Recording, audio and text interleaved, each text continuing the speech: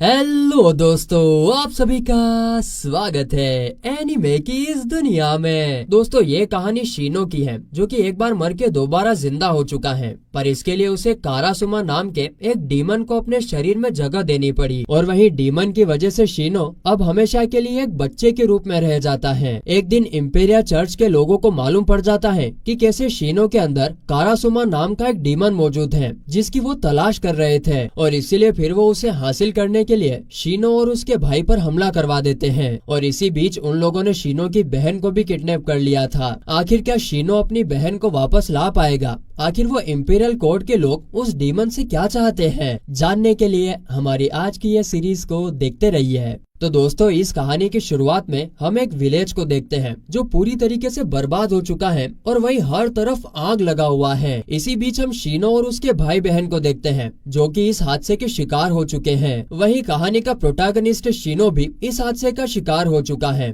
वो इस बात से निराश है कि वो अपनी लाइफ में सब कुछ खो चुका है। वो इस कदर पड़ा हुआ था कि उसकी बहन हामाजी उसे उठाने की कोशिश कर रही थी। वहीं उसका भाई कोसुके भी बेहोश पड़ा हुआ था। इधर शीनो अपने लाइफ के आखिरी पलों को याद कर रहा था कि तभी वहाँ पर एक अनजान व्यक्ति आता है और वो शीनो को दोबारा जिंदा करने के लिए तैयार हो जाता है। मगर यहाँ पर वो कहता है कि कैसे इसके लिए उसे अपनी जिंदगी के साथ कुछ खिलवाड़ करना होगा। फिर इसी तरह कई साल बीत जाते हैं और हम शीनो को जंगल में मौज मस्ती करते हुए देखते हैं। यहाँ पर हम देखते हैं कि उसके बुलाने पर एक क्रो तक आ जाता है जिसका नाम कुरुसामे होता है। और शीनो देखता है कि उसके मुंह में कुछ अजीब सा क्रिएचर मौजूद था। वो इस क्रिएचर से छुटकारा पाने के बाद सीधे चर्च में आ जाता है। असल में हुआ ये कि उस हादसे के बाद शीनो अपने पूरे परिवार के साथ चर्च में रहने लगा था। आगे हम देखते हैं कि उसकी बहन हामाजी सभी के लिए कॉफी तैयार करती है। और इसी दौरान शीनो की नजरें अपने भाई को ढूंढ रही थी जो यहाँ से कहीं पर गायब था। असल में कोसुके पास ही के एक विलेज के एक घर में कुछ सामान देने गया हुआ था। वहीं पर हम केंटा नाम के एक लड़के को देखते हैं जिसे उसके पिता खतरनाक मार रहे थे क्योंकि केंटा ने पढ़ाई की जगह पर अपनी सभी किताबों को जला दिया था। अब ये बात उसके पिता को बिल्कुल पसंद नहीं आती, मगर जब कोसुके ने देखा कि केंटा काफी मुसीबत में है तब वो उसके पिता को रोक देता है। इसके बाद कोसुके यहाँ से वापस जब चर्च जा रहा था तभी केंटा उसके साथ जाने की जिद करता है और वो उसके साथ निकल भी पड़ता है। आगे फिर जब वो दोनों जंगल की ओर जा रहे थे तब हर कोई कोसुके को देखकर आपस में खुसफुस करने लगते हैं। असल में गाँव के सभी लोग उस हादसे से वाकिफ थे जहाँ कोसुके के गाँव में एक खतरनाक डिसीज की वजह से पूरा गाँव खत्म हो चुका था। गांव के सभी लोगों को लगता था कि शायद कोसुके और उसके भाई बहन भी उसी बीमारी का शिकार हो सकते हैं। खैर, लेकिन केंटा को विश्वास था कि कोसुके और उसके भाई बहन बिल्कुल अच्छे इंसान हैं। अब उसके बाद वो दोनों बातें करते हुए चर्च के लिए जाने लगते हैं, जहां इस बीच केंटा ने कोसुके को गलती से बता दिया कि कैसे उसने शीनो को जंगल में खेलते हुए देखा था। अब ये बात कोसुके को बिल्कुल अच्छी नहीं लगती क्योंकि वो किसी भी हालत में अपने भाई को उस जंगल में जाते हुए नहीं देख सकता था। यहाँ पर वो केंटा को भी सावधान रहने को कहता है और इसी के साथ वो उसे अपना एक लोकेट भी दे देता है जो उसे जंगल में मौजूद डार्कनेस से दूर रखने का काम कर सकती थी। और फिर इस तरह से वो दोनों चर्च में आ चुके थे जहाँ पर केंटा शीनो से अपनी गलती के लिए माफी मांग के यहाँ से निकल जाता है। जिसके बाद आगे हम देखते हैं कि कोसुके शीनो को लेक्चर देने लगता है, डांटने लगता है ताकि वो फिर से जंगल में जाने की गुस्ताखी ना करे। असल में बात ये थी कि जंगल में मौजूद डार्कनेस किसी के लिए भी अच्छी नहीं थी। वहीं दूसरी ओर केंटा जंगल से होते हुए वापस जा ही रहा होता है, मगर तभी उसकी नजर शीनो पर जाती है जो कि असल में कुछ अजीब तरीके से बिहेव कर रहा था। यहाँ तक कि उसने लड़कियों का ड्रेस पहना हुआ था और वो केंटा को उसके करीब आने को कह रहा था। केंटा को जल्दी समझ में आ गया कि वो कोई शीनो नहीं बल्कि कुछ और है और इसीलिए वो वहाँ से निकल जाता है। जिसके बाद हम चर्च में मौजूद सभी लोगों को देखते हैं जो अब अपने सामने एक नई परेशानी का सामना करने वाले थे। इधर शीनो और कोसुके को भी मालूम पड़ जाता है कि कैसे इम्पेरिया के हेडक्वार्टर की नजर कारासुमे पर पड़ चुकी है और इसीलिए अब वो उसे हथियाने के लिए कभी भी यहाँ पर आ सकते थे।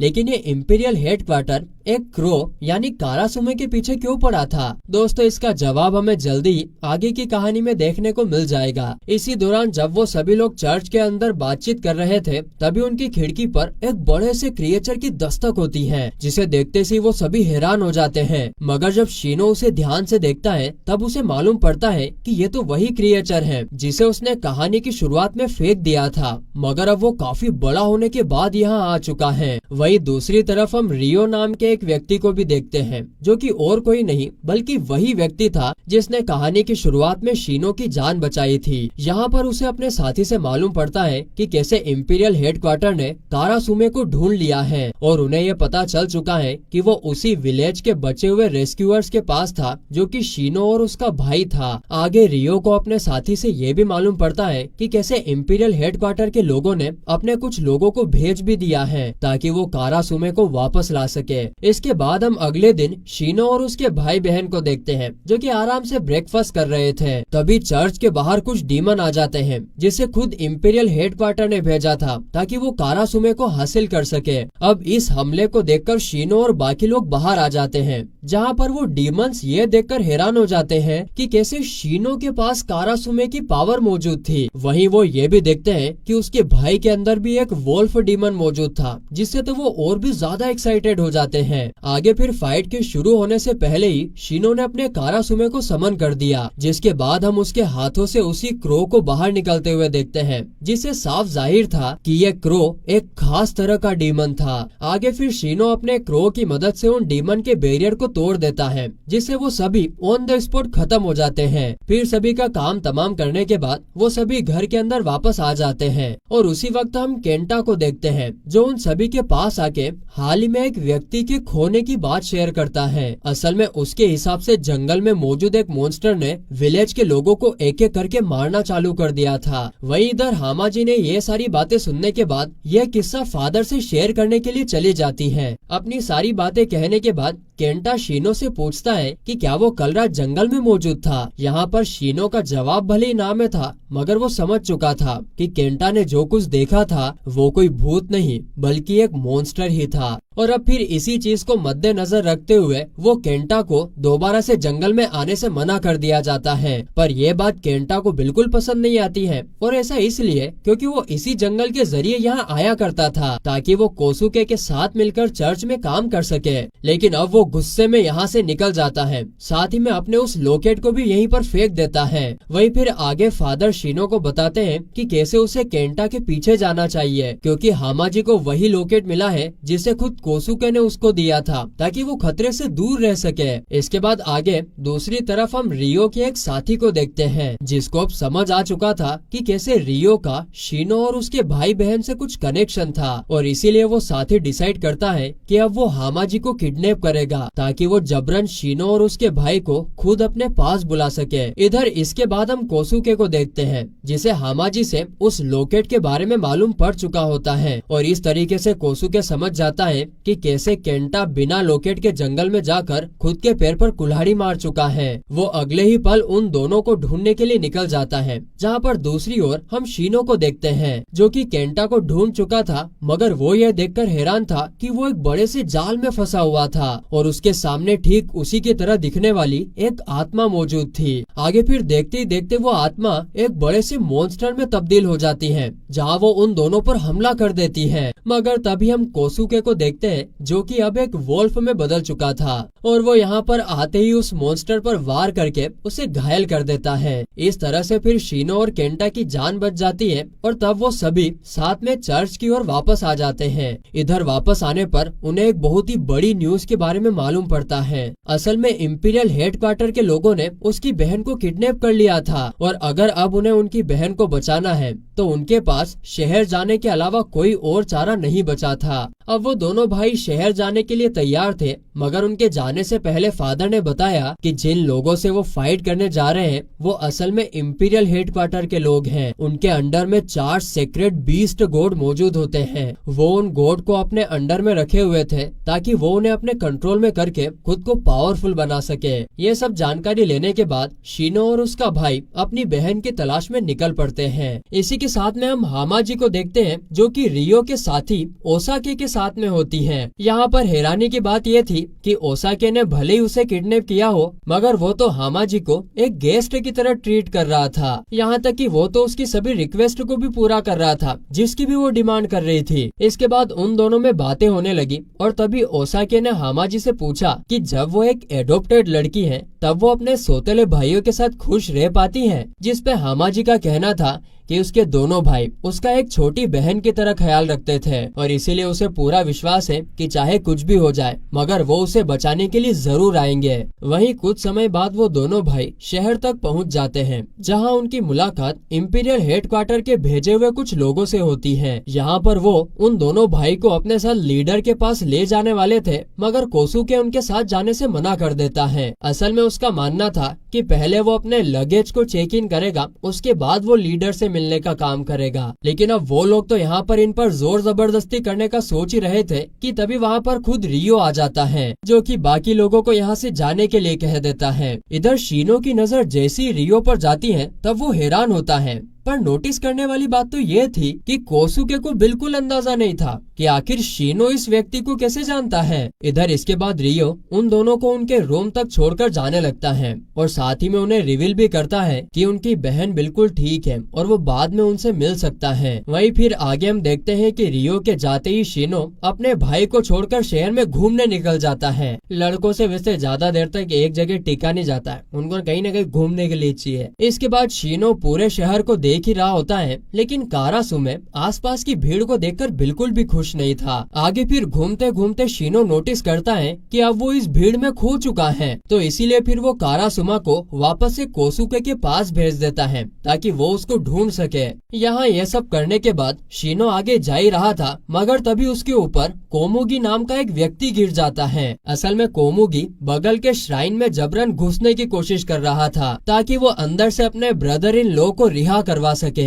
जब उसकी ये बात श्राइन के लोगों को पता चली तो श्राइन के लोग उसे मना कर देते हैं क्योंकि वो लोग किसी इंसान को नहीं बल्कि डीमन को कैद करते हैं। वहीं उसके ब्रदर इन लॉ की बात करें तो वो अब एक इंसान की बजाय डीमन बन चुका है और इसीलिए वो चाहकर भी उस डीमन को रिहा नहीं कर सकते। वहीं जब श्राइन के लोग उसको धक्का मारकर भेज रहे थे तभी वहाँ पर कोमुगी के पिता आ जाते हैं और वो श्राइन वालों से माफी मांगकर यहाँ से निकल जाते हैं। इधर इसी के साथ उसके पिता ने शीनो को देखा जो कि जमीन पर पड़ा हुआ था और हम देखते हैं कि उन्हें शीनो की बहुत ज्यादा फिक्र हो रही थी। इसके बाद कोमुगी का भी ध्यान उसके ऊपर जाता है और वो उसके शरीर पे निशान को देखकर काफी हैरान होता है। और फिर कुछ देर बाद हम उन दोनों को रेस्टोरेंट में देखते हैं जहाँ कोमुगी उसे सभी चीजें खाने को दे रहा था ताकि वो इसके जरिए शीनो से कुछ सवाल कर सके। लेकिन जब तक कोमुगी कुछ जानकारी हासिल कर पाता तब तक वहाँ पर कारासुमा आ जाता है जिसे देखकर कोमुगी एकदम हैरान हो जाता है और उसकी हैरानी तो तब बढ़ जाती है जब वहाँ पर कोसुकी अपने वोल्फ फॉर्म में आ जाता है। अब कोमुगी को समझ नहीं आता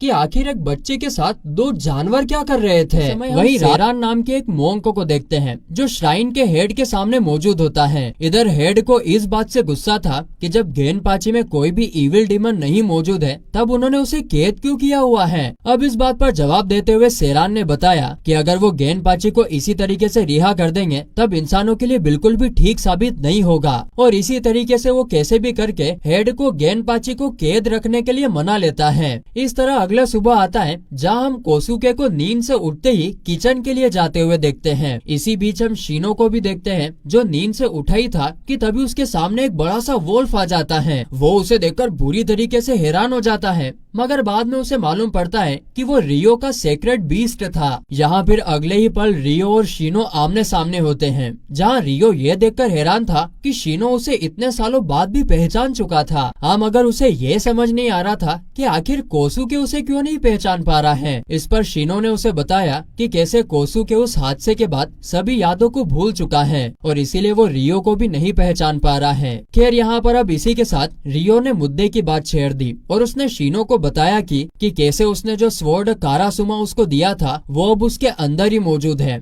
जिसकी वजह से शीनो की एज एक नंबर पर आकर अटक चुकी है। आगे रियो बताता है कि कैसे उसके अंदर मौजूद कारासुमा उसे जल्दी ही अंदर से खोखला करना चालू कर देगी और फिर उसकी मृत्यु हो जाएगी। एक तरह से रियो उसे आने वाले खतरे से सावधान करना चाहता था, मगर शीनो को इस चीज से बिल्कुल भी फर्क नहीं पड़ता। इसी तरीके से बातें करते करते फिर जब वो दोनों एक दूसरे के सामने खुद के बीस्ट को शोकेस कर रहे थे, तभी वहाँ पर कोसुके आ जाता है और उनकी ये फाइट बीच में ही रुक जाती है। इसके बाद फिर वो सभी साथ में बातें करने लगते हैं और इस दौरान शीनो रियो की बेइज्जती करने से यहाँ से निकल जाता है। जिसके बाद कोसुके खुद रियो से बात करके ये जानना चाहता था कि आखिर वो उसे किस तरह जानता है, लेकिन इस पर उसे कोई जवाब मिलता नहीं है। इसके बाद हम कोमुगी को देखते हैं जो अपने पिता के साथ मौजूद था। यहाँ हमें मालूम पड़ता है कि आखिर वो किस तरह अपनी बहन नुई के लिए गेनपाची को रिलीज करवाना चाहते हैं। इधर पिता अब खुद चर्च में जाकर गेनपाची के लिए रिक्वेस्ट करने का सोच चुके थे और इसीलिए वो कोमुगी को बिल्कुल शांत होने को कह देते हैं। इसके बाद हम फिर से दूसरी तरफ हामाजी को देखते हैं जो कि ओसाके के साथ में मौजूद थी और इधर बातों ही बातों में हामाजी को मालूम पड़ता है कि कैसे ओसाके के माता पिता आउटसाइड वर्ल्ड में मौजूद हैं और इसीलिए वो उनसे ना मिल पाने के कारण काफी अकेला रहता है। वहीं इधर कहीं न कहीं ओसाके के दिल में भी यह था कि अब हामाजी उसी के साथ यहीं पर रहे, मगर इस चीज के लिए उसे हामाजी की हामी चाहिए थी।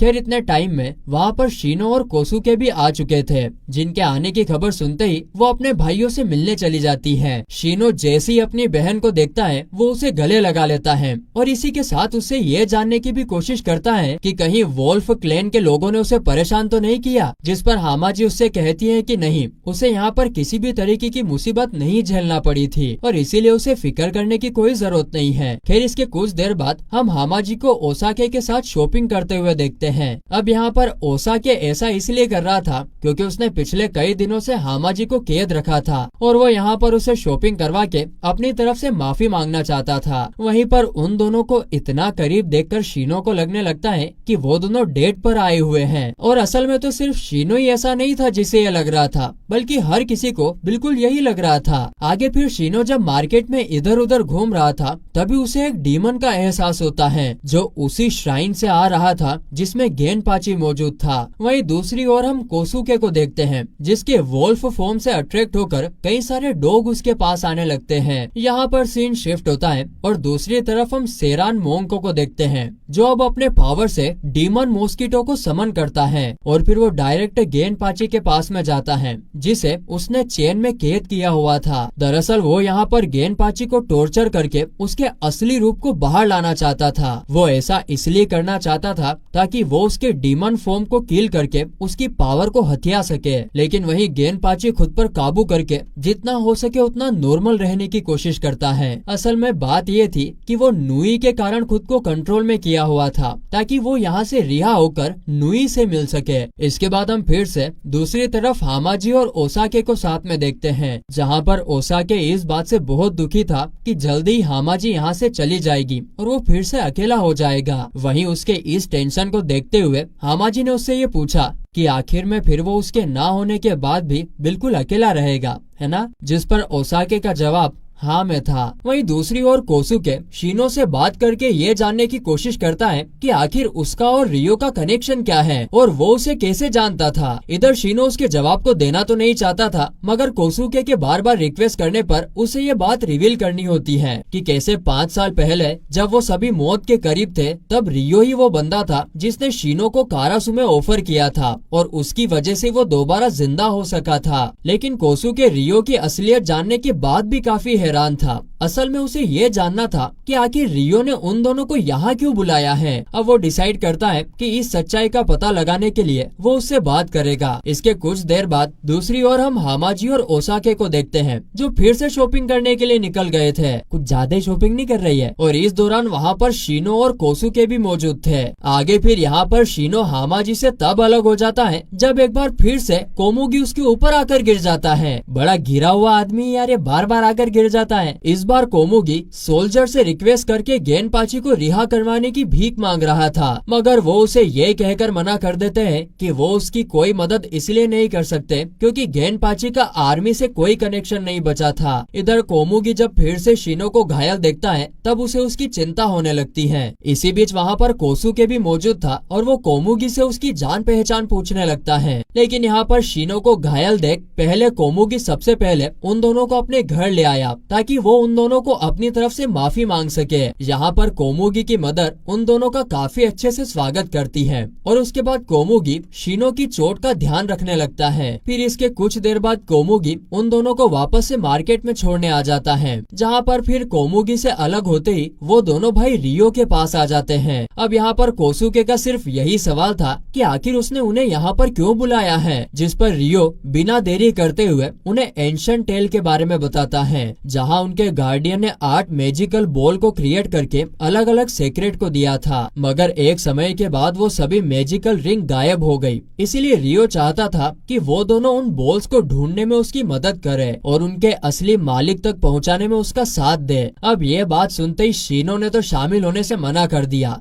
मगर तभी कोसुके आगे आता है और उसके इस काम को करने के लिए राजी भी हो जाता है। वहीं फिर कोसुके के जाते ही रियो ने शिनो को बताया कि कैसे उसका भाई उस हादसे के बाद काफी बदल चुका है और इसीलिए वो उसे इस चीज पर ध्यान तक देने को भी कहता है। मगर शिनो का सोचना कुछ और ही था, क्योंकि उसे विश्वास था कि उसका भाई बिल्कुल पहले जैसा है और उसे बदलने की कोई जरूरत नहीं है। वहीं दूसरी ओर हम गेनपाची को देखते हैं जो अभी भी टॉर्चर का सामना कर रहा था। यहाँ तक कोमुगी के पिता श्राइन वालों के पास जाकर उसे आजाद करने की भीख तक मांगते हैं, मगर कोई भी उनकी बात को नहीं सुनता है। आखिर में सेरान ने फिर से गेनपाची पर अत्याचार बढ़ा दिया और इस बार उसकी ये कोशिश कामयाब भी हो जाती है। गेनपाची अपने इविल फॉर्म में आकर खुद को रिहा करके गायब हो जाता है। इस दौरान सेरान के सभी साथी भी मारे जाते हैं, मगर उसे इस चीज से बिल्कुल भी फर्क नहीं पड़ता। वहीं दूसरी ओर जब दोनों भाई मार्केट के बीच में पहुँचते हैं तभी शिनो को उस इविल एंटिटी का एहसास हो जाता है और फिर अगले ही पल शिनो की नजर गेनपाची पर पड़ती है और तब वो उसका पीछा करने निकल जाता है। वहीं उन्हें एक जगह से दूसरी जगह जंप करता देख कोमुगी उन्हें देख लेता है और फिर वो भी उनका पीछा करने लगता है। कुछ देर बाद शिनो और गेनपाची एक दूसरे के आमने सामने होते हैं, जहाँ उनके बीच में हल्की फुल्की लड़ाई भी होती है। मगर इसी बीच शिनो नोटिस करता है कि कैसे सामने वाला मॉन्स्टर खुद को काबू में करने की कोशिश कर रहा है। यहाँ उसे फिर मालूम पड़ चुका था कि वो मॉन्स्टर असल में उन्हीं की तरह एक इंसान था और इसीलिए फिर अब दोनों भाई उसकी मदद करने का सोच रहे थे। और तभी वहाँ पर सेरान अपने सभी मोंक गैंग के साथ आ चुका था। वो उन सभी मोंक गैंग के जरिए गेनपाची को खत्म करना चाहता था, मगर इसी दौरान और उसके भाई पर पड़ गई। यानी कि सेरान को अब एक टाइम पर 3 डीमंस को मारने का मौका मिल रहा था। वहीं पर शिनो देखता है कि कैसे गेनपाची खुद को संभाल ना पाने के कारण पानी में कूद चुका था। अब उसको देखकर शिनो खुद भी उसका पीछा करते हुए नीचे कूद जाता है, जिसके बाद कोसुके भी ठीक यही काम करके खुद को उन सभी मोंक से बचा लेता है। इसके बाद हम हामाजी को उसके भाइयों के लिए परेशान होता हुआ देखते हैं। असल में उसे बिल्कुल भी अंदाजा नहीं था कि आखिर वो इस वक्त कहाँ पर होंगे। इधर ये बात चली रही थी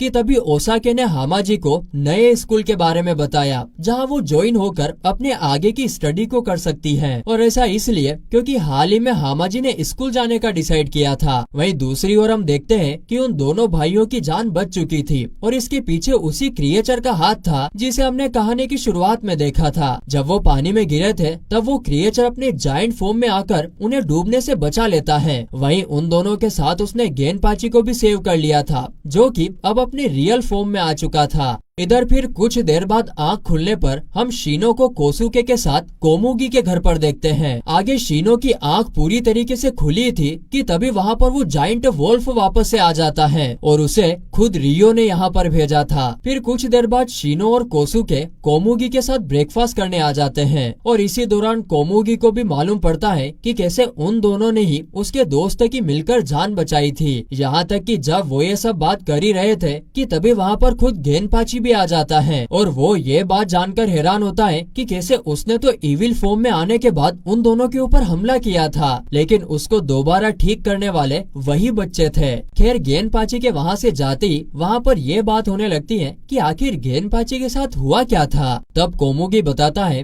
कि कैसे कुछ साल पहले वो दोनों दोस्त नॉर्थ में कुछ लोगों को रेस्क्यू करने पहुँचे थे, मगर वहाँ पर एक प्रिंसेस को बचाने के चक्कर में वो अपने मिशन पर काफी देर तक टिके रह गए और फिर आखिर में वो समय भी आ गया जब एक एक करके ठंड की वजह से उसके सभी साथी मरने लगे और इसी बीच उनके ऊपर एक मॉन्स्टर ने भी हमला कर दिया और उनके बचे हुए सभी साथियों की मौत हो गई। और फिर वो भी अपने आखिरी पलों को याद कर ही रहे थे कि तभी उनकी मदद के लिए चर्च की तरफ से रियो आ जाता है। वो उनकी जान बचाने के साथ साथ प्रिंसेस की भी जान बचा लेता है। आगे फिर जब वो दोनों वापस घर आते हैं तब उन्हें मालूम पड़ा कि कैसे कोमुगी की बहन नुई ने खुद की जान ले ली है। अब नुई की मौत के सदमे में गेनपाची काफी दुखी हो जाता है और कई बार खुद की जान लेने की भी कोशिश करता है, मगर वो ये देखकर हैरान हो जाता कि उसकी चोट हर बार खुद से ही सही हो जा रही थी। वहीं इधर शीनो को तो ये बात समझ नहीं आ रही थी कि जब रियो ने बड़ी आसानी से ही प्रिंसेस को बचा लिया था तब उन्होंने शुरू में ही उसे मिशन पर क्यों नहीं भेज दिया, जिस पर कोमुगी उन्हें बताता है कि आर्मी वाले कभी भी चर्च से मदद नहीं लेना चाहते थे, इसीलिए उन्हें खुद इस मिशन पर जाना पड़ा। यहाँ पर अब कोमुगी की सारी जानकारी पाने के बाद शीनो ने भी बताया कि वो यहाँ पर क्यों आए हैं। उसने बताया कि कैसे चर्च के लोग उसके कारासुमा के पीछे पड़े हुए हैं, जिसकी वजह से उसे यहाँ आना पड़ा। तो वहीं दूसरी ओर ओसाके रियो से ये जानने की कोशिश करता है कि आखिर चर्च के लोग गेनपाची और शीनो पर हमला क्यों करना चाहते हैं। इधर ओसाके को बिल्कुल एहसास नहीं था कि रियो को सब कुछ पहले से ही पता है। वहीं दूसरी ओर इसी दौरान गेनपाची की कोमुगी से बात होती है, जहां वो रिवील करता है कि वो नुई के मरने के बाद भी इसीलिए यहाँ पर वापस आया क्योंकि वो कोमुगी और उसके पिता को अपने परिवार की तरह मानता है, जो कि हर वक्त उसके आने का इंतजार कर रहे थे। खैर जब वो दोनों बात कर ही रहे थे कि तभी हम उसी मॉस्किटो को देखते हैं जिसे असल में सेरान ने भेजा था ताकि वो उसका पता लगा सके। कुछ देर बाद सेरान को उनके लोकेशन का मालूम पड़ चुका था और इसीलिए वो अपने पूरे साथियों के साथ शीनो और बाकी लोगों पर हमला करने के लिए निकल पड़ता है। इसके बाद दूसरी तरफ हम हामाजी और ओसाके को देखते हैं, जो अब नए स्कूल की डिटेल लेने के बाद वापस घर जा रहे होते हैं, मगर तभी एक छोटा सा मॉस्किटो हामाजी के ऊपर हमला करके उसे नुकसान पहुंचा देता है। अब ये बात ओसाके को बिल्कुल अच्छी नहीं लगती और यहाँ तक उसे ये भी पता था कि इस चीज के पीछे किसका हाथ हो सकता है और इसीलिए वो उससे बदला लेने के लिए निकल जाता है। वहीं दूसरी ओर शीनो और गेनपाची साथ मिलकर बातें कर रहे होते हैं, लेकिन तभी उन्हें मालूम पड़ता है कि कैसे ढेर सारे मोंक ने उन्हें चारों तरफ से घेर लिया था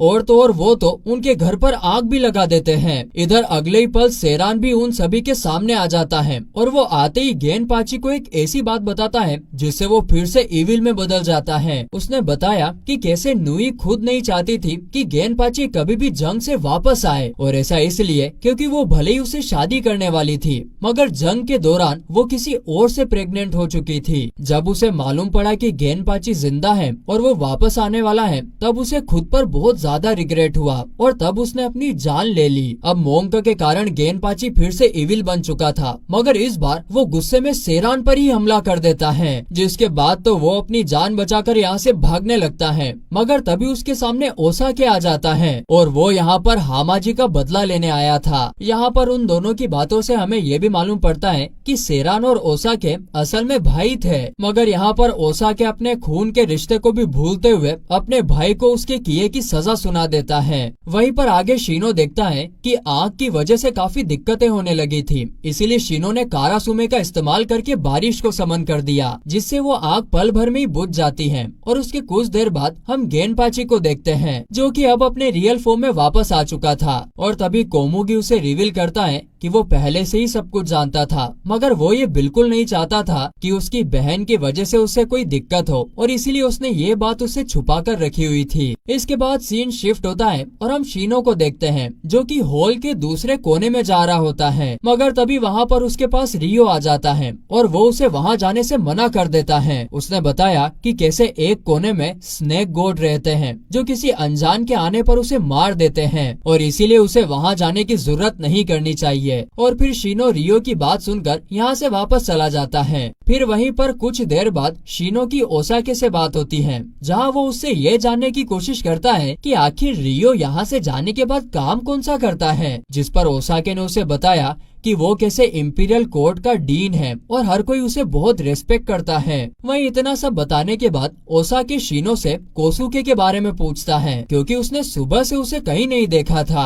इस पर शीनो बताता है कि आज का दिन फुल मून का है और वो अपने सेक्रेट बीस्ट की वजह से फुल मून को घर से बाहर निकलने का बिल्कुल नहीं सोचता है। यहाँ तक कि खुद शीनो भी आज के दिन जितना हो सके उतना अपने घर में ही रहने की कोशिश करता है। इसके कुछ देर बाद हम कोसुके को एक भयानक सपने से उठते हुए देखते हैं, जहाँ फिर वो अपने सामने शीनो को देखकर थोड़ा चैन की सांस लेता है और फिर वो शीनो से कहता है कि वो आज के दिन उसको छोड़कर कहीं पर ना जाए। शीनो उसकी बात को मान लेता है, मगर कुछ समय बाद उसे काफी तेज भूख लग जाती है और इसीलिए वो किचन में जाने की सोच लेता है। और फिर हम देखते हैं कि वो उसी कॉरिडोर से होते हुए जा रहा था जहाँ स्नेक मौजूद थे। इस बार वो कुछ दूर आगे पहुँचा ही था कि तभी उसकी टक्कर एक लड़की से हो जाती है, जो अपने हाथ में एक बुक रखी हुई थी। उस लड़की ने जब शीनो का असली रूप देखा तो वो डर के मारे वहाँ से भाग जाती है। अब शीनो को समझ न आए कि आखिर वो लड़की थी कौन, और इसीलिए वो ये सारी बातें रियो को बता देता है। तो इसके जवाब में रियो बताता है कि वो लड़की और कोई नहीं बल्कि अयाने थी, जो कि स्नेक गॉड के प्रोटेक्शन में थी। अगर शीनो ने गलती से भी उसे कुछ नुकसान पहुंचाया होता ना, तो स्नेक गॉड उसे जिंदा नहीं छोड़ते।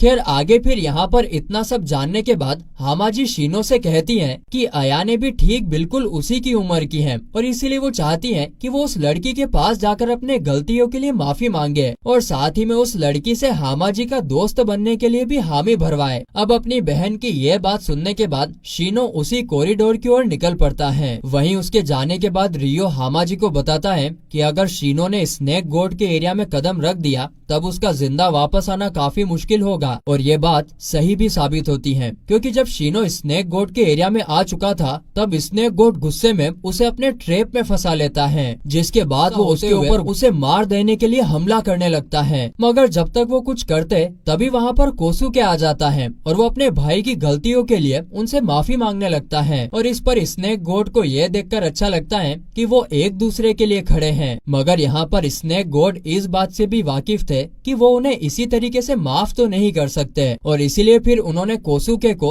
अपना हाथ काटकर उन दोनों की जान बचाने को ऑफर दिया। अब ये बात सुनकर कोसुके ठीक ऐसा ही करने वाला था, मगर तभी वहाँ पर अयाने आ जाती है और वो स्नेक गॉड पर गुस्सा होती है, क्योंकि उसकी नजर में वो दोनों भाई इसीलिए आए थे ताकि वो उसे फूल दे सके, मगर वो उनका हाथ लेकर हमारे गेस्ट का मजाक उड़ा रहे हैं। इस तरह भले ही अयाने गुस्सा हो चुकी थी, मगर उसने उन दोनों भाइयों की जान बचा ली थी। कुछ देर बाद जब शीनो की नजर अयाने पर जाती है तब वो उसे अपनी बहन के बारे में बताता है, जो कि उससे दोस्ती करना चाहती थी। कहीं न कहीं दोस्ती का नाम सुनकर अयाने भी काफी खुश होती है और अगले ही पल हामाजी के साथ चाय पीने लगती है। इस दौरान उन दोनों को इतना अच्छे से बात करते देख स्नेक गॉड को भी लगने लगा था कि वो अब तक अयाने को अपने इतने प्रोटेक्शन में छुपाकर काफी गलती कर रही थी। वहीं इधर हामाजी अयाने को उसके साथ फायरवर्क देखने के लिए इनवाइट भी करती है। अयाने भी इस चीज में शामिल होना चाहती थी, मगर उसे अपने गार्डियन गॉड को लेकर थोड़ा डर था। तो फिर इसीलिए हामाजी शीनो को स्नेक गॉड से इस बारे में बात करने को कहती है और फिर अगले ही पल हम शीनो को देखते हैं, जिसे खुद स्नेक गॉड ने बुलाया था और यहाँ पर वो उसे रिवील करते हैं कि कैसे वो पिछले कई सालों से अयाने की देखभाल करती आई है, मगर अब वो समय के साथ काफी बूढ़ी हो चुकी है, इसीलिए वो ये डिसाइड नहीं कर पा रही है कि आखिर अयाने का ख्याल अब कौन रखेगा। वहीं पर हम अयाने को भी देखते हैं, जो कि चुपके से उनकी बातें सुन रही थी और बाद में फिर वो खुद बाहर आकर अपने गार्डियन को विश्वास दिलाती है कि अब वो काफी बड़ी हो चुकी है और इसीलिए अपना वो ख्याल खुद रख सकती है। यहाँ तक कि उसे तो अपनी लाइफ में कुछ अच्छे दोस्त भी मिल चुके हैं जो उसकी फिक्र भी करते हैं।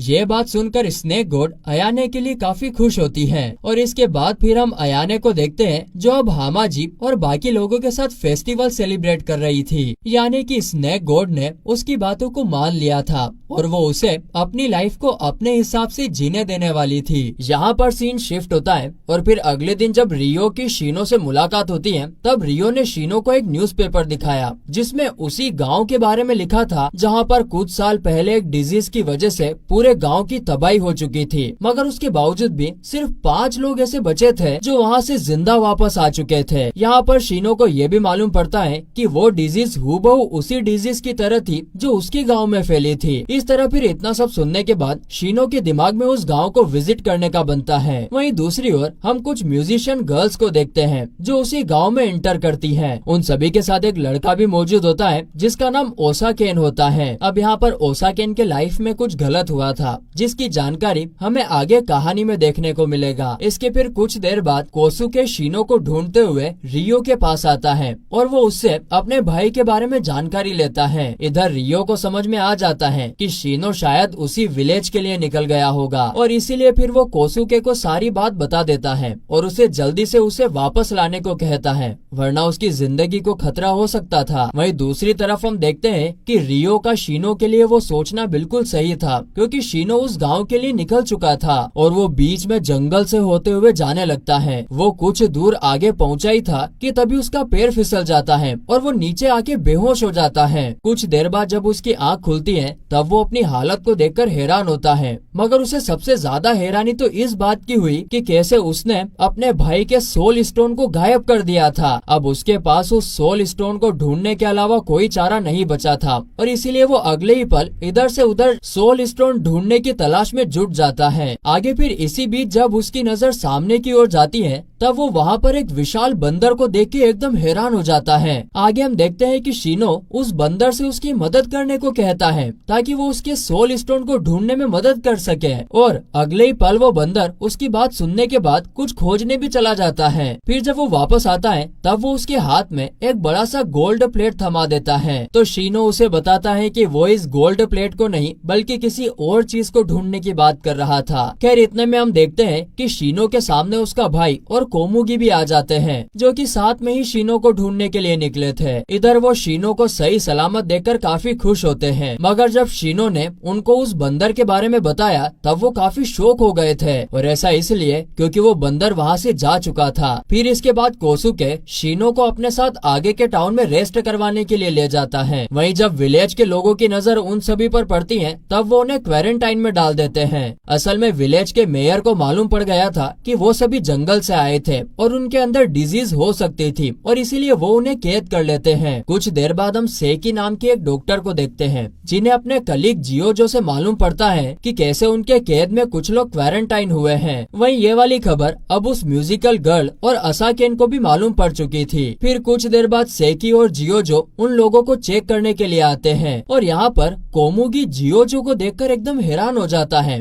क्योंकि वो उसके साथ आर्मी में पहले काम कर चुका था। खैर यहाँ पर इतना सब होने के बाद सेकी ने शीनो और बाकी सभी लोगों को बताया कि कैसे वो उन सभी का चेकअप करने वाली थी ताकि वो पता लगा सके कि कहीं उनके शरीर में कोई डिजीज तो नहीं है। इसी बीच असाकेन खिड़की से ये सब कुछ देख रहा था और जब उसकी नजर कोसुके पर जाती है तब वो हैरान हो जाता है। असल में वो उस बंदे को ढूंढ चुका था जिसके पीछे वो कई सालों से इंतजार कर रहा था। इधर सेकी ने शीनो और बाकी लोगों को कैद से बाहर कर दिया था क्योंकि वो लोग बिल्कुल सेफ थे, जिसके बाद फिर वो उन्हें पास के चर्च में ही रहने के लिए जगह दे देती है। इसी बीच हम देखते हैं कि शीनो मौके का फायदा उठाकर यहाँ से सोल स्टोन के तलाश में निकलने लगता है और ये बात कोसुके को भी मालूम पड़ जाती है। कोसुके उसे कहीं भी जाने से मना करता है पर शीनो ने यह ठान लिया था कि वो कैसे भी करके अपने भाई के सोल स्टोन को तो ढूंढ के निकालेगा। फिर कुछ दूर आगे जाने के बाद शीनो की टक्कर असाकेन से होती है जहाँ वो उससे ये जानने की कोशिश करता है कि आखिर वो सभी इस विलेज में कब तक रुकने वाले हैं, जिस पर शीनो उसे सारी बात बता देता है। आखिर में फिर शीनो के जाने के बाद हम कोसुके को देखते हैं जो कि अब सेकी से बात करने के लिए आता है और यहाँ पर उसको मालूम पड़ता है कि कैसे जंगल में शीनो की किस्मत अच्छी थी क्योंकि वो जिस मंकी बीस्ट से मिलके आया था उसने कई लोगों की जान ली थी, पर क्योंकि उसके दिल में बच्चों को लेकर सॉफ्ट कॉर्नर था इसलिए उसने शीनो को कल कोई नुकसान नहीं पहुँचाया। वही इसके बाद हम जियोजो को देखते हैं जिसे वही गोल्ड प्लेट मिल चुका था जिसे शीनो सेल में ही भूल गया था। आगे कुछ देर बाद हम देखते हैं कि कोसुके चर्च में प्रेयर कर रहा होता है, मगर तभी वहाँ पर असाकेन आ जाता है और उस पर हमला कर देता है। असाकेन बताता है कि कैसे कोसुके ने उसके पूरे परिवार को डिस्ट्रॉय कर दिया था और इसीलिए वो उसे यहाँ पर खत्म करके अपना बदला लेने आया था। अब ये सारी बातें सुनने के बाद कोसुके उसे समझाने की कोशिश करता है कि वो जिस व्यक्ति की तलाश में है वो मैं नहीं हूँ और इतनी ही देर में वहाँ पर शीनो भी आ चुका था, मगर उसके बावजूद भी असाकेन का हमला तो रुकने का नाम ही नहीं ले रहा था। यहाँ तक कि शीनो भी असाकेन को समझाता है कि वो किसी और की तलाश में है। अब ये सब चल ही रहा था कि इतने में कोसुके अपने वोल्फ फॉर्म में आ जाता है और तब असाकेन को रियलाइज होता है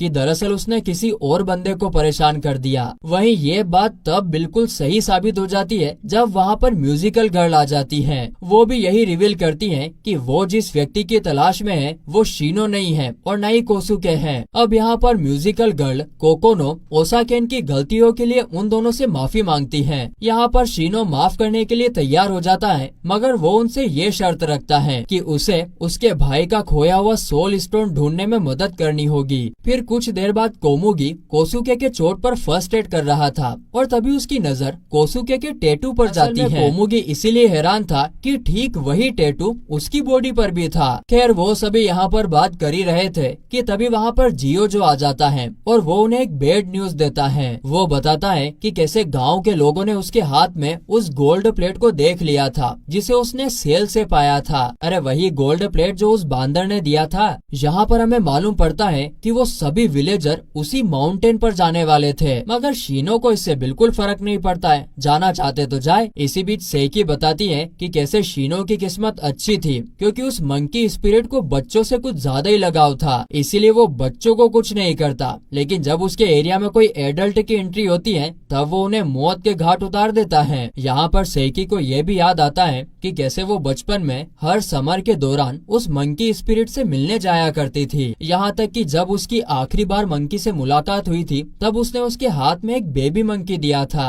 और साथ ही में उसे वादा भी किया था कि वो जल्दी ही उससे मिलने के लिए आएगी। इसके फिर कुछ समय बाद हम शीनो को देखते हैं जो कोसुके को बता रहा था कि उसे कैसे सोल स्टोन ना मिलने का बहुत दुख था। इतने में वहाँ पर असाकेन भी आ जाता है और वो उससे अपनी पिछली गलतियों के लिए माफी मांगता है। इस पर शीनो उससे ये जानने की कोशिश करता है कि आखिर उसका और उस म्यूजिकल गर्ल कोकोना का क्या कनेक्शन है। असाकेन बताता है कि कैसे कुछ समय पहले कोकोना ने उसकी जान बचाई थी और इसीलिए वो उसे अपनी बहन और माँ की तरह ट्रीट करता है। वहीं इतना सब जानने के बाद हम देखते हैं कि कैसे कोकोना उस मंकी स्पिरिट के पास आ चुकी है और वो उससे ये जानने की कोशिश करती है कि आखिर उसका मकसद क्या है। इधर मंकी स्पिरिट ने बताया कि कैसे वो बेबी मंकी के मरने के बाद खुद भूल चुका है कि आखिर उसकी लाइफ में मकसद क्या है। उसे इस बात का भी गम था कि जिस बच्ची ने उससे वादा किया था कि वो उससे जल्दी ही मिलने आएगी पर वो कभी आई ही नहीं और इस तरह से वो मंकी स्पिरिट पूरी तरीके से हताश था, अपने मकसद को बिल्कुल खो दिया था उसने। अब कुछ देर बाद गाँव के लोग सेकी के पास आकर उन्हें शीनो को थमाने को कहते हैं ताकि वो उन्हें जंगल में जाने के लिए गाइड कर सके, पर सेकी इस चीज के बिल्कुल खिलाफ में थी। तो फिर गांव वाले जबरन शीनो और उसके भाई को कैद कर लेते हैं और उन्हें माउंटेन पर ले जाने के लिए गाइड करने को कहते हैं। वहीं जब सेकी को ये बात मालूम पड़ती है कि गाँव वालों ने ऐसा किया तब वो काफी गुस्सा हो जाती है और शीनो और उसके भाई को ढूंढने निकल पड़ती है। वहीं दूसरी तरफ सभी गाँव वाले शीनो की मदद से माउंटेन पर पहुँच चुके थे, पर हम देखते हैं कि वो मंकी स्पिरिट के बैरियर में फंस चुके थे। इतने में कारासुमा गलती से बैरियर को तोड़ देता है और तब जोरदार बारिश शुरू होने लगती है। वहीं इतने में हम देखते हैं कि मंकी स्पिरिट वहां आकर उन सभी पर लगातार हमला करने लगता है जिससे कई सारे गांव वालों की तो मौत भी हो जाती है। इसी बीच तब तक हम देखते हैं कि सेकी भी माउंटेन पर आ चुकी थी जहाँ उसे वही बेबी मंकी दिखता है जिसे उसने बचपन में मंकी स्पिरिट के हवाले किया था।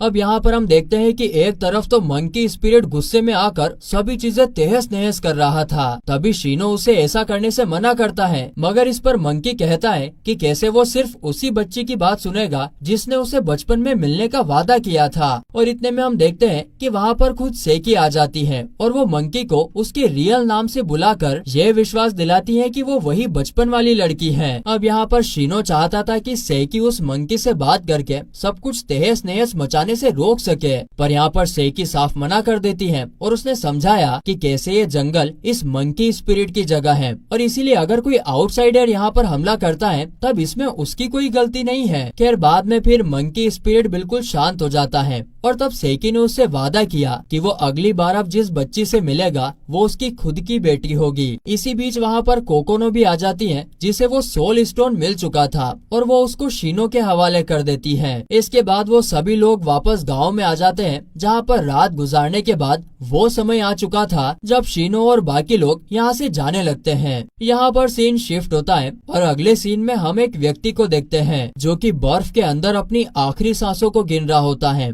और तभी उसे किसी स्पिरिट की आवाज सुनने को मिलती है। तो फिर जब इस व्यक्ति ने बताया कि वो अपनी बहन को वापस देखना चाहता है और उसे अभी मरना भी नहीं है, तो यह सुनकर वो स्पिरिट उसकी इस विश को फुलफिल कर देती है। वहीं फिर करंट समय में हम उसी व्यक्ति को देखते हैं जो ट्रेन में सवार था, जिसके बाद हम देखते हैं कि शीनो और कोसुके भी ठीक उसके ही बगल में आ बैठते हैं। इसी बीच हम देखते हैं कि उस व्यक्ति की नजर सिर्फ इन दोनों पर ही टिकी हुई थी और वहीं शीनो को कुछ जाना पहचाना फील हो रहा था। कुछ देर बाद बाहर का मौसम अचानक से बारिश वाला हो जाता है, जिसके बाद वो कब बर्फ में बदल गया उसका कोई अंदाजा नहीं लगा सका। और इस ठंडे ठंडे माहौल के बीच कोसुके बाहर चाय लेने के लिए जा चुका था, जहाँ पर उसके जाने के बाद एक ड्रंक मैन उनके बगल में बैठने की जिद करने लगता है। यहाँ तक कि वो शीनो पर गुस्सा दिखाने की कोशिश करता है, पर वो उस ड्रंक मैन को किनारे फेंक देता है। तब तक फिर वहाँ पर कोसुके भी आ जाता है और वो उस ड्रंक मैन को आई बॉल मॉन्स्टर के जरिए बाहर ही फंसा देता है। इधर वही वो बर्फ वाला व्यक्ति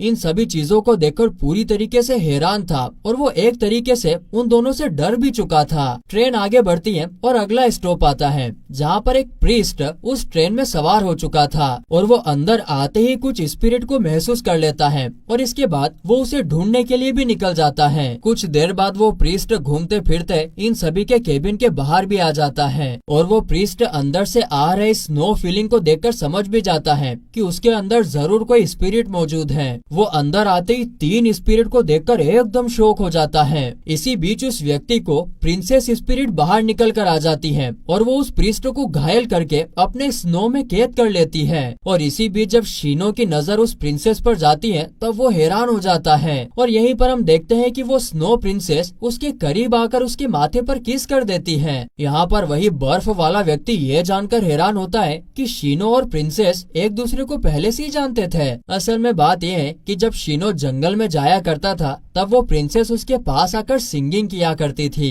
आगे फिर वो व्यक्ति शीनो को ये रिवील करता है कि कैसे वो प्रिंसेस हमेशा उसके ऊपर चिपकी रहती है और इसीलिए अब वो उससे पीछा छुड़ाना चाहता है। इसकी वजह से वो व्यक्ति ना ही कोई गर्लफ्रेंड बना पा रहा था और हर वक्त उसके हाथ ठंडे रहते हैं, जिससे हर कोई उससे हैरान हो जाता है। मगर यहाँ शीनो उसकी मदद करने से इनकार कर देता है क्योंकि उसे मालूम पड़ चुका था कि कैसे प्रिंसेस स्नो ने उस व्यक्ति की जान बचाई थी और अगर वो उसका साथ छोड़ती है तब उस व्यक्ति की मौत भी हो सकती है। लेकिन इतना सब सुनने के बाद भी वो व्यक्ति उससे पीछा छुड़ाने की बात करता है, जिस पर शीनो उसे ये बताने वाला था कि आखिर प्रिंसेस स्नो ने उसे जिंदा बचाने के लिए अपनी सबसे अनमोल चीज की कुर्बानी दी थी। लेकिन जब तक शीनो उसे इस बारे में बता पाता तब तक प्रिंसेस स्नो उसे कुछ भी कहने से मना कर देती है और इस तरीके से उस व्यक्ति को ये बात समझ आ चुका था स्नो के बारे में कुछ और ही समझ रहा था। वहीं फिर कुछ देर बाद शीनो और कोसुके अपनी मंजिल पर पहुंच चुके थे और इसलिए वो यहाँ से जाने लगते हैं। वहीं पर वो व्यक्ति प्रिंसेस स्नो के साथ उन्हें जाने से पहले ग्रीट करता है। इसके बाद हम देखते हैं कि कोसुके शीनो से ये जानने की कोशिश करता है कि आखिर वो कौन सी अनमोल चीज थी जिसे प्रिंसेस ने कुर्बान करी थी। तब शीनो उसे बताता है कि प्रिंसेस स्नो ने उस व्यक्ति की जान बचाने के लिए अपनी मधुर आवाज की कुर्बानी दी थी और अब वो कभी भी उसकी मधुर आवाज वाली सिंगिंग को नहीं सुन सकता है। इसके बाद फिर हम वही फ्लैशबैक का सीन देखते हैं जहाँ वो स्नो व्यक्ति अपनी आखिरी सांसों को गिन रहा था और उसी वक्त उसके पास प्रिंसेस स्नो आती है। उसे जब मालूम पड़ता है कि वो व्यक्ति अपने बहन से वापस से मिलने का इंतजार कर रहा है तब वो उसकी लाइफ को रिवाइव करने में मदद करती है। कुछ देर बाद दूसरी तरफ हामाजी जो अपने भाइयों का इंतजार कर रही थी कि वो उससे जल्दी मिलने के लिए आएंगे, मगर वो सभी तो कोमुगी के घर पर ही रुक जाते हैं जहाँ उनकी नजर ओसाकेन और कोकोनो पर जाती है जो कि दरअसल अब उनके शहर में कुछ समय रहने वाले थे। खैर इसके बाद हम हामाजी को देखते हैं जो अब अपने लिए नया स्कूल ढूंढ चुकी थी और वो फाइनली ओसाके से छुटकारा पाने के बाद वहाँ पर मेडिकल स्टूडेंट बनने की तैयारी करना शुरू करना चाहती थी। वो मेडिकल की तैयारी इसलिए करना चाहती थी ताकि वो अपने भाई के इलाज में कुछ मदद कर सके। वहीं अगले दिन हामाजी के स्कूल जाने से पहले कोसुके उसे ढेर सारे केक दे देता है, जिसके बाद वो स्कूल के लिए निकल पड़ती है। वहीं जाने से पहले उसने कोसुके से बताया था कि वो शीनो से कुछ बुक्स उसके स्कूल में डिलीवर करवाना चाहती है। ये बात सुनकर वो सभी हैरान थे, क्योंकि हामाजी गर्ल्स स्कूल में जा रही थी, जहाँ लड़कों का आना मना था। पर हामाजी जानती थी कि शीनो बिल्कुल उसकी छोटी बहन की तरह दिखता है, इसीलिए उसके स्कूल में आने में कोई भी दिक्कत नहीं होगी। इस तरह फिर रात का समय आ चुका था, जहाँ शीनो उन बुक्स के साथ हामाजी के स्कूल में आ चुका था। हाँ, वो बात अलग थी कि उसके साथ कोसुके भी मौजूद था, मगर फिर वो खुद अंदर जाने के बजाय शीनो को बुक्स के साथ अंदर भेज देता है। इसी दौरान हम हामाजी को उसके नए रूममेट सुजू के साथ देखते हैं, जो कि जल्दी कुछ समय में एक दूसरे के अच्छे दोस्त भी बन जाते हैं। इतने में हामाजी की नजर कारासुमे पर जाती है, जो उसके विंडो पर आकर शीनो के बारे में बता रहा था, जो कि बाहर उसका इंतजार कर रहा है। फिर इसके कुछ देर बाद हामाजी अपने भाई से मिलने चली जाती है, जहाँ वो बुक्स एक्सचेंज करते हैं। जिसके बाद शीनो वहाँ से जाने वाला था, मगर तभी बीच रास्ते में उसे कुछ अजीब सा महसूस होता है और वो एक अजीब सी चीज देखकर ट्रॉमेटाइज हो जाता है। अगले दिन हर कोई ये देखकर हैरान था कि कैसे शीनो कल के हादसे के बाद बिल्कुल ही परेशान हो चुका है। वहीं जब उन लोगों ने उससे ये जानने की कोशिश करी कि आखिर उसने कल के दिन क्या चीज देखी थी, तब वो उन्हें रिवील करता है कि कैसे उसने एक सॉफ्ट टॉय जैसे दिखने वाले गार्ड को देखा था। और यहाँ फिर जब शीनो उस गार्ड की फोटो बनाता है, तब हर कोई उसे देखकर हंसने लगता है। साफ जाहिर था कि उन लोगों को इस बात पर बिल्कुल भी विश्वास नहीं था और वो उसका एक भ्रम बताने लगते हैं। इसके बाद हम हामाजी को उसके स्कूल में देखते हैं, जहाँ उसकी प्रेसिडेंट उसके पास आके कल रात के बारे में पूछने लगती है। उसे मालूम पड़ चुका था कि कैसे हामाजी कल रात के वक्त डोम से बाहर गई थी, जो कि स्कूल के रूल्स के खिलाफ था। फिर वो हामाजी को दोबारा इस तरह का काम करने से मना करके यहाँ से चली जाती है। वहीं दूसरी ओर ओसाकेन ये डिसाइड करता है कि उन्हें दोबारा स्कूल में जाकर ये चेक करना चाहिए कि आखिर वो कौन सी चीज थी जिसकी वजह से शीनो को अब तक सदमा लगा हुआ था। इसके बाद वो शीनो को भी अपने साथ शामिल करने को कहता है, मगर वो मना कर देता है। पर जब ओसाकेन ने उससे कहा कि अगर वो सही टाइम पर उस डीमन का सामना नहीं करते, तब उसके बहन हामाजी को कुछ भी दिक्कत हो सकती है। इस तरह अपनी बहन की फिक्र करते हुए शीनो भी उसके साथ जाने के लिए तैयार हो जाता है। वहीं रात के वक्त जब वो तीनों उस जगह पर पहुंचते हैं, तब उनकी उसी डीमन से मुलाकात होती है, जो हूबहू सॉफ्ट टॉय की तरह ही दिख रहा था। और अब जाकर उन सभी को शीनो की बातों पर विश्वास होता है। वहीं ये मॉन्स्टर उन्हें बताता है कि कैसे वो उसके ग्राउंड में स्कूल के खिलाफ में गए और इसीलिए अब वो उन्हें पनिशमेंट देगा। यह सुनते ही ओसाकेन यहाँ से जाने लगता है और तब शीनो को उसके ऊपर गुस्सा आता है, क्योंकि वही तो था जिसने उसे यहाँ लाया था, मगर अब वो खुद ही यहाँ से भाग रहा था। लेकिन इतने में वो मॉन्स्टर उन सभी पर हमला करने लगता है। पर तभी फिर कोसुके उस डीमन के सामने आके उन दोनों के लिए माफी मांगने लगता है और इसके बाद उसने खुद को रियल फॉर्म में लाने के बाद डीमन को बताया कि कैसे वो तो बस यहाँ पर खतरा चेक करने आए थे, मगर अब उन्हें विश्वास हो चुका है कि वो इस जगह का गार्ड है और वो उनकी बहन का अच्छे से ख्याल रख रहा होता है। इसके बाद अगले सीन में हम शीनो की बहन को देखते हैं, जो अपने क्लास की उन्हीं लड़कियों से मिलती है और वो यहाँ पर उन्हें अपने रूममेट के बारे में भी बताती है। लेकिन इधर वो लड़कियाँ उसके रूममेट के बारे में सुनकर थोड़ा हैरान होती है, क्योंकि उन्होंने उसके लिए एक अकेले का रूम बनाया था, न कि उसके साथ किसी रूममेट का। अब हामाजी को कुछ समझ न आए, इसीलिए वो फटाक से अपने कमरे में रूममेट से मिलने चली जाती है, जहाँ पर उसे रूममेट की बजाय एक सॉफ्ट टॉय दिखता है। वो हूबहू उसी डीमन की तरह था, यानी कि जो डीमन बाहर स्कूल की देखभाल कर रहा था, वो असल में उसका रूममेट भी बना हुआ था। खैर इसके बाद अगले सीन में दूसरी तरफ हम शीनो को एक चर्च में देखते हैं, जहाँ उसे खुद सातोमी ने यहाँ भेजा था ताकि वो सोसुके के साथ यहाँ पर मौजूद रह सके। अब इसी बीच हम देखते हैं कि चर्च में सभी लोग किसी न किसी इलनेस से गुजर रहे थे और सोसुके यहाँ पर उन सभी के लिए प्रे कर रहा होता है। इसी बीच शीनो के पास एक लेडी आती है, जो उसके बगल में आकर बैठ जाती है। कुछ ही पलों में उन दोनों के बीच में अच्छी बॉन्डिंग भी हो जाती है और यहाँ शीनो उसे जाते वक्त एक लॉकेट देता है ताकि उसकी बीमारी जल्दी से ठीक हो जाए। वहीं शीनो की इस नादानी ने उस लड़की के दिल में छोटी सी जगह बना दी थी। इसके बाद अगला दिन आता है, जहाँ ओसाकेन मार्केट से होते हुए कहीं पर जा रहा रहा था, मगर तभी उसकी नजर उसी व्यक्ति पर पड़ती है जिसने उसके घर वालों को मौत के घाट उतारा था। यह देखते ही वो अगले ही पल उस लड़के का पीछा करने लगता है, मगर तभी उसके सामने गेनपाची आ जाता है और इस वजह से वो अनजान व्यक्ति उसकी नजर से गायब हो जाता है। खैर यहाँ पर हम ये भी देखते हैं कि अब गेनपाची फिर से मिलिट्री में शामिल हो चुका है। उसी रात वो औरत एक इन में बैठी हुई थी जहाँ हमें उसका नाम मालूम पड़ता है। इस लेडी का नाम कोहुके होता है और ये इन में प्लेजर का काम करती है। इधर वो सबसे फेमस थी क्योंकि उसकी आंखें औरों से काफी अलग थी। वहीं दूसरी ओर ओसाकेन अब कोकोनो को बताता है कि कैसे उसने उस आदमी को देखा था जिसने उसके परिवार पर हमला किया था। उसे अब मालूम पड़ चुका था कि वो आदमी सोसुके नहीं था, बल्कि उस आदमी के चेहरे पर तलवार का निशान था जो कि उसने खुद दिया था। खैर कुछ समय बाद जब ओसाकेन अकेले में प्रैक्टिस कर रहा होता है तभी वहाँ पर शिनो आ जाता है और तब ओसाकेन उसे ये स्किल सिखाने का ऑफर भी करता है, मगर शिनो यार मुझे नहीं सीखनी यार, मना कर देता है। आगे फिर वहाँ पर सोसुके आ जाता है और तब ओसाकेन उससे ये जानने की कोशिश करता है कि क्या उसका कोई दूसरा भाई भी है क्या। असल में वो जिस व्यक्ति से मिला था वो हूबहू उसी की तरह दिखता है, इसीलिए ज्यादातर चांसेस थे कि वो दोनों भाई भी हो सकते थे। लेकिन इस पर सोसुके कहता है कि जब आखिरी बार उसके साथ वो हादसा हुआ था तब उसकी उसी के साथ सारी मेमोरीज चली गई थी, इसलिए अभी उसे कुछ ज्यादा याद है नहीं।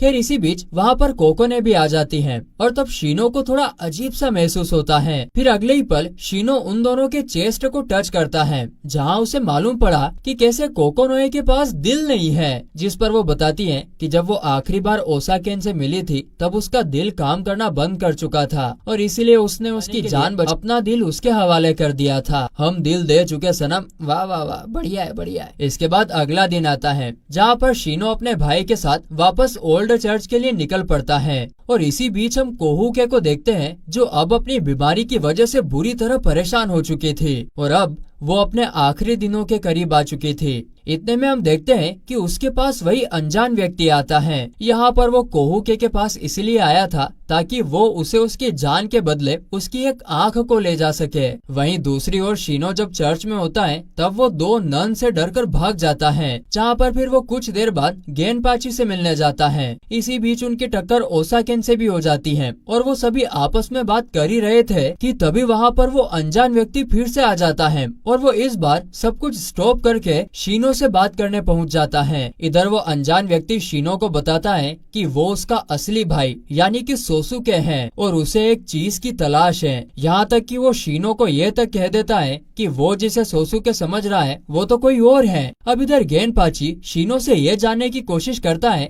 कि आखिर वो इसे कैसे जानता है, मगर शिनो ने तो उसे पहचानने से इनकार कर दिया कि मैं इसे नहीं जानता। अब इसके बाद शिनो सातोमी के पास चला जाता है ताकि वो उससे जान सके कि आखिर वो व्यक्ति था कौन। यहाँ पर सातोमी बताता है कि कैसे उस हादसे के बाद सोसुके के शरीर के दो हिस्से हो गए थे और वो व्यक्ति उसी का दूसरा हिस्सा था। इसके बाद अगले ही पल शिनो सोसुके के पास आ जाता है, मगर वो चाह कर भी इस बात को खुद से उसे शेयर नहीं कर पाता। यानी कि यहाँ पर शिनो डिसाइड करता है कि वो इस बात को खुद तक ही रखेगा। इसी बीच हम ओसाकेन को देखते हैं जो कि अब उस शेडो की तलाश में निकल पड़ा था, मगर उसका फ्रेंड उसे समझाने की कोशिश करती है कि वो किसी भी हालत में एक शेडो को नहीं पकड़ सकता है। खैर इसके बाद शिनो और कोसुके चर्च से बाहर तो आ जाते हैं, मगर यहाँ शिनो ने यह ठान लिया था कि वो किसी भी हालत में उस सेकेंड हाफ को तो ढूंढ कर रहेगा। इसके बाद हम वापस से उसी औरत को देखते हैं जो अब उसी शेडो से डील करके अपनी एक आंख को बेच चुकी थी। वहीं इसी दौरान हम देखते हैं कि कोसुके का शेडो ऊपर बैठा ओसाकेन को देख रहा था और उसे विश्वास था कि चाहे कुछ भी हो जाए मगर वो उसे बिल्कुल भी नहीं ढूंढ पाएगा। इसी तरह फिर अगला दिन आ जाता है जहाँ ओसाकेन अभी तक उस शेडो को नहीं ढूंढ सका था, मगर उसे शिनो पर थोड़ा शक था कि कहीं वो तो उसके बारे में जानता तो नहीं है ना। इसके बाद हम देखते हैं कि वो शिनो पर हमला करके उसे पकड़ लेता है, मगर यहाँ पर शिनो पहले ही क्लियर कर देता है कि वो शेडो भले ही उसके बारे में सब कुछ जानता हो और यहाँ तक वो सोसुके की तरह हूबहू दिखता है, मगर मैं उसके बारे में एक भी चीज नहीं जानता। हाँ, और यहाँ तक उन दोनों का एक दूसरे से कोई ताल्लुकात भी नहीं था। खैर फिर किसी तरह ये मामला शांत हो जाता है और फिर शिनो की नजर ओसाकेन के टैटूज पर जाती है और वो देखता है कि ये टैटूज ठीक बाकी जेम्स रखने वाले लोगों की तरह था।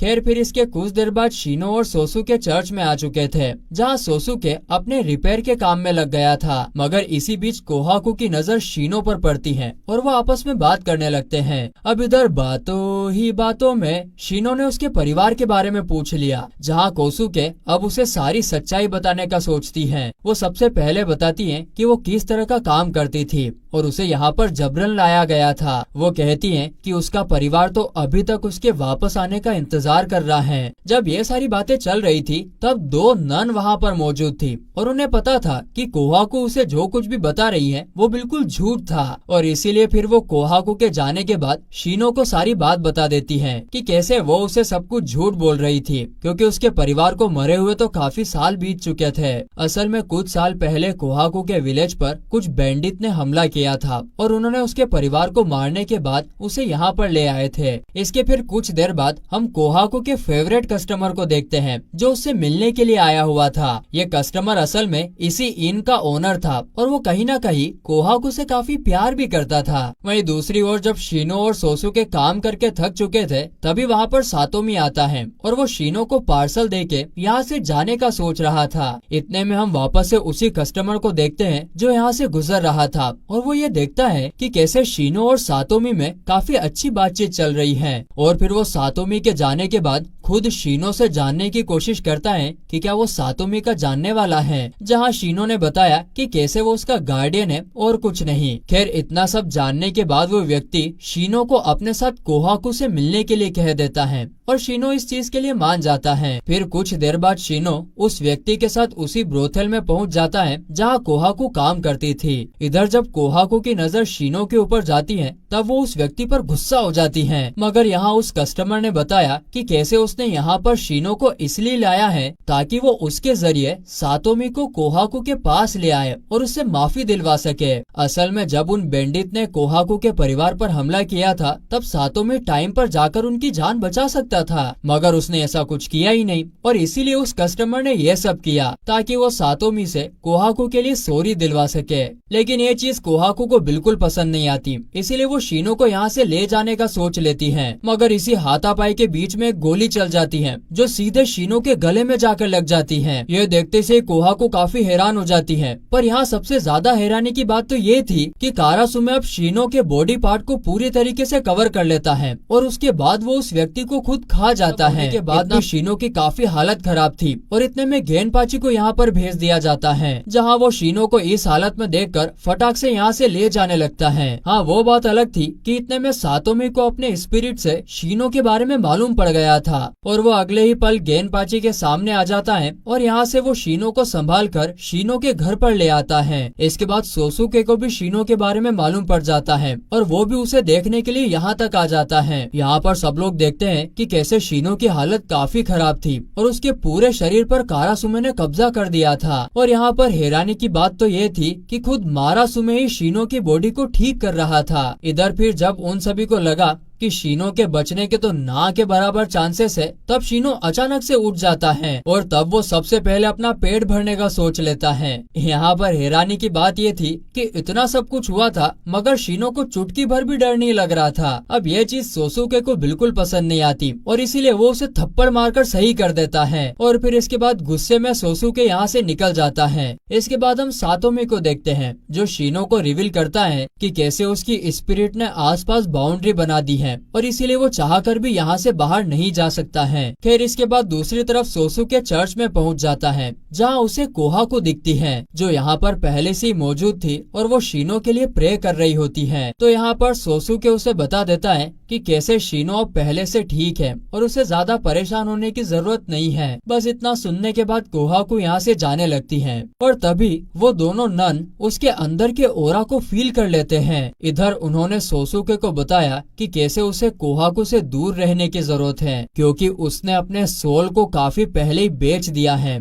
और वो जल्दी ही एक मॉन्स्टर बन जाएगी। वहीं दूसरी ओर हम शीनो को देखते हैं जो काफी अकेला था और नहाने की कोशिश कर रहा था। ठंडे ठंडे पानी में नहाना चाहिए। इसी बीच मारासुमे की भूख धीरे धीरे बढ़ती जा रही थी और इस तरह शीनो खुद से कंट्रोल खोने लगता है और हम देखते हैं कि उसका पूरा शरीर आग की तरह उबलने लगा। इतने में सातोमी को इस बारे में मालूम पड़ जाता है और इसीलिए वो अपने स्किल के जरिए शीनो को खुद से चिपका लेता है ताकि वो उसकी लाल एनर्जी को अपने अंदर समा सके। अब उसके इस तरह की कोशिश करने की वजह से शीनो खुद पर काबू तो कर लेता है, मगर अब सातोमी की हालत काफी नाजुक हो चुकी थी। वहीं दूसरी ओर हम फिर से कोहाकू को भी देखते हैं, जिसकी भी अब काफी नाजुक हालत हो चुकी थी और वो सीधे अपने दोस्त के रूम पे चली जाती है। वो जब अपने दोस्त से बात करने के बाद कमरे में जाने वाली थी कि तभी उसकी हालत और ज्यादा खराब हो जाती है और वो नीचे गिर जाती है। और इतने में जब उसकी दोस्त कोहाकू को देखने आती है तब वो एक मॉन्स्टर में तब्दील हो जाती है और हम देखते हैं कि वो तो अपने ही दोस्तों को मौत के घाट उतार देती है। उसके बाद हम दूसरी तरफ सातोमी के कलीग को देखते हैं, जो अब सातोमी से मिलने के लिए जा रहे थे,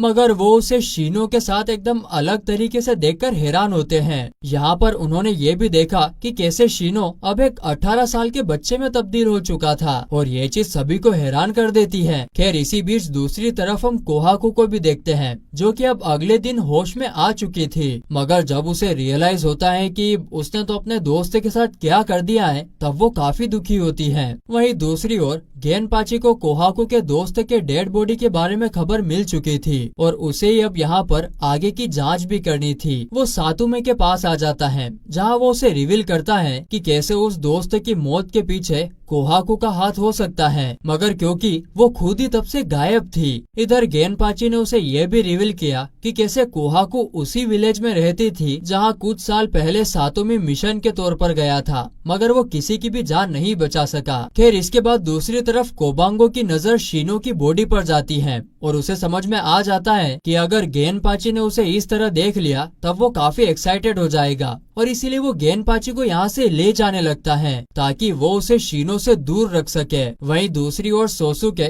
जो कि चर्च में होता है, यहाँ पर उसकी नजर कोहाकू के पास जाती है, जो कि यहाँ पर शीनो से मिलने आई थी। यहाँ पर कोहाकू के कपड़े पर ढेर सारे खून के धब्बे को देखकर सोसुके को समझ में आ गया था कि कोहाकू के साथ कुछ तो हुआ है। अब यहाँ पर इतने में कोहाकू बताती है कि कैसे वो जब से शीनो से मिली थी तब से वो अपने पुराने पास्ट को याद करने लग गई थी, जिसे वो काफी समय पहले ही भूल चुकी थी। इधर सोसुके को समझ में आ गया था कि शायद शीनो ने कोहाकू के बेनिफिट्स के लिए उसकी इस विश को फुलफिल कर दिया होगा। खैर इतने में हम फिर से शीनो को देखते हैं, जो कि अब कोहाकू से मिलने की जिद करने लगता है, मगर सातोमी उसे यहाँ से बाहर जाने से मना कर देता है क्योंकि शीनो की पावर किसी पर भी भारी पड़ सकती थी। तो इतने में शीनो बताता है कि उसे इन की बजाय चर्च में जाना था ताकि वो सोसुके के साथ टाइम स्पेंड कर सके। तो सातोमी इस चीज के लिए तो मान जाता है। वहीं दूसरी ओर सोसुके जब कोहाकू के पास जाने की कोशिश कर रहा था तब वो नोटिस करता है कि कैसे वो एक मॉन्स्टर में तब्दील होने लगी थी।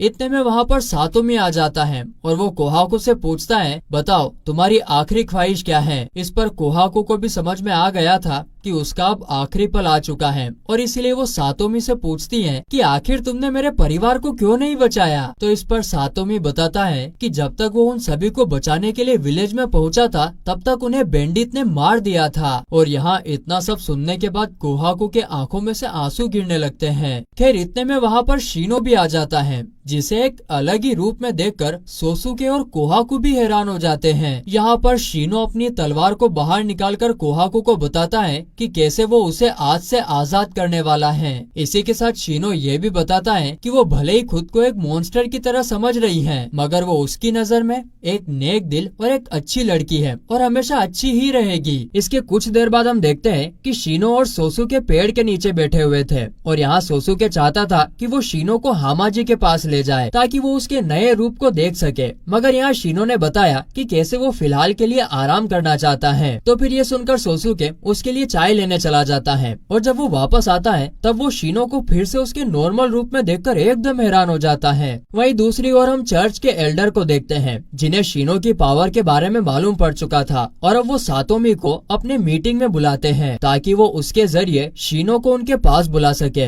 असल में वो लोग अब शीनो को एजलेस गार्डियन की तरह देखने लगे थे और वो किसी भी हालत में शीनो को यहाँ बुलाना चाहते थे। बुलाती है मगर जाने का नहीं, ठीक है दोस्तों। वहीं दूसरी ओर शीनो अपने साथ हो रहे पिछले कुछ दिनों की वजह से काफी थक चुका था और इसीलिए वो ज्यादातर आराम करने में बिजी था। फिर वो कुछ देर के लिए बाहर वॉक पर निकल जाता है, पर उसे इस बात का बिल्कुल भी अंदाजा नहीं था कि उसकी सोसुके के शेडो के साथ टक्कर हो जाएगी। यहाँ वो शेडो शीनो को रिवील करता है कि कैसे वो सोसुके का ही पार्ट है, मगर वो उसका असली भाई है और उसके साथ वाला वो सोसुके वो तो फेक सोसुके है। यहाँ पर शेडो शीनो को विश्वास दिलाने के लिए उसकी बचपन का एक मोमेंट भी बताता है जो कि सिर्फ उन दोनों को ही मालूम पड़ सकता था। अब यह सुनने के बाद शीनो काफी हैरान होता है और इसी बीच शेडो शीनो को गले लगा लेता है और इसी के साथ वो उसके जेब में हाथ डाल देता है और ये चीज शीनो भी नोटिस नहीं कर पाता है। फिर इसके बाद वो शेडो तो यहाँ से निकल जाता है और फिर हम शीनो को देखते हैं जो थोड़ा दूर चलने के बाद उसके साथ वाले सोसुके से टकरा जाता है। अब यहाँ पर शीनो के दिल में ये बात थी